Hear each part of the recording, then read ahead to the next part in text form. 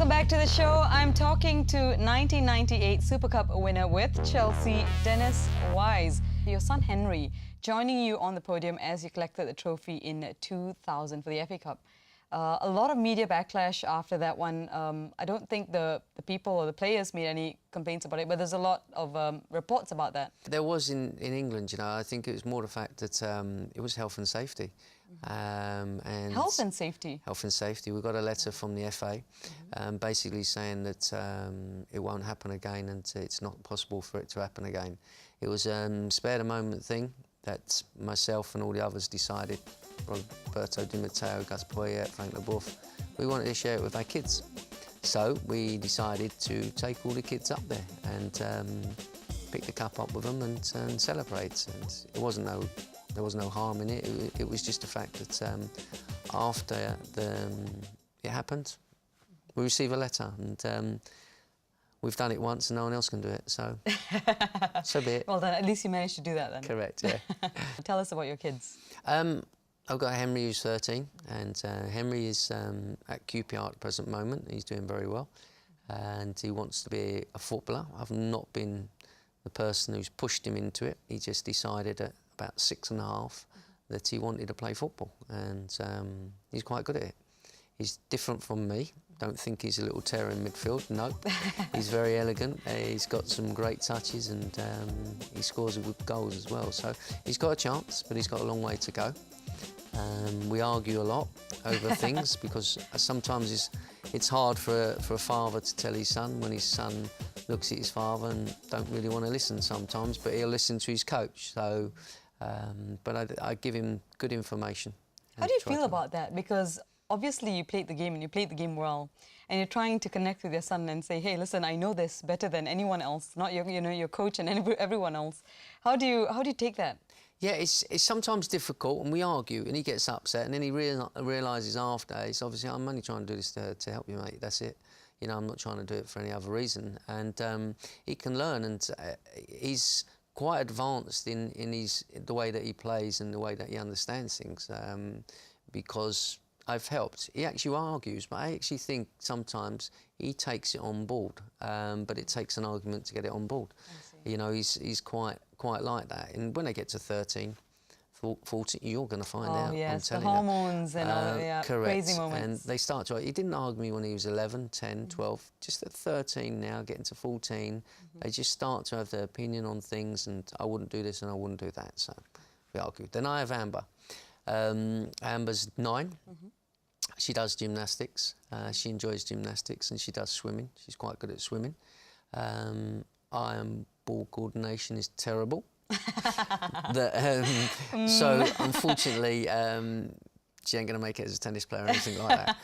But she's likes to sing as well.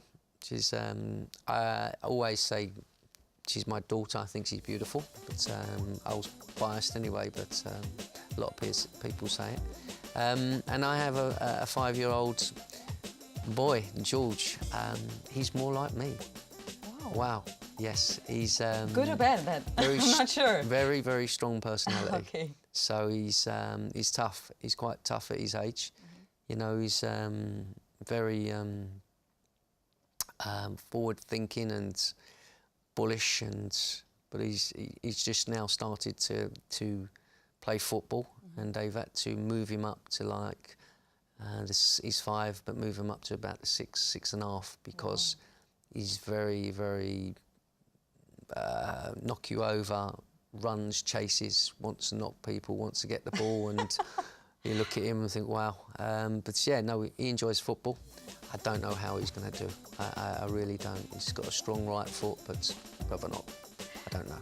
When you watched Henry play his first competitive match, how were you on the sidelines? I'm quite quiet. Really? Yeah.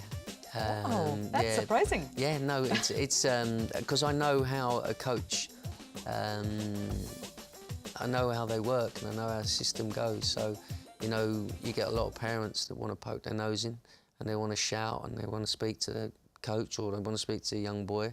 You know, it's all changed. In England, you have a distance where you stay away from the pitch and you're not allowed to shout. Even when you're watching 13-year-olds? Yes. Wow. It's for the coach to coach them and not for the dads, because the dads telling them certain things that they really don't know what they're talking about, some of their dads. And I stand there and I look and think, whoa. But this is why you have to tell them. So I understand that part of it. And it can be frustrating when a coach is telling them to do something and their dads tell them to do something else. Okay. What part of fatherhood has surprised you the most? I think it's the constant worry when they're ill, what they're up to and what they're doing, and their friends and how they are, how they react to things. And so it's kind of, that part of it is quite worrying, you know. They get hurt in something, you know. Henry broke his nose and he had to have it put back, and you know, these things happen and you think, oh my God, what is going on here, you know. And that's not a nice part of it, but it's nice to see them enjoying themselves, but also that's the worrying part of it. Okay. What kind of father are you, though? Are you very, you know, protective, or are you a little bit more strict? I'm probably quite protective, but they know they can get away with everything with me. Okay. Okay? So they've now worked out, ask dad first, don't ask mum. Because they'll get, yeah, okay. I see. So, yeah, and especially my daughter, my middle one, which is Amber, she gets away with a lot with me. And so I'm probably in that department the weakest one. So they aim for me. All right, all right. Up next with Dennis here on Stadium Unplugged. They found it very difficult, I think, the supporters to accept me straight away. One from where I was from, Kevin Keegan ended up resigning. So I kind of got the blame for it all.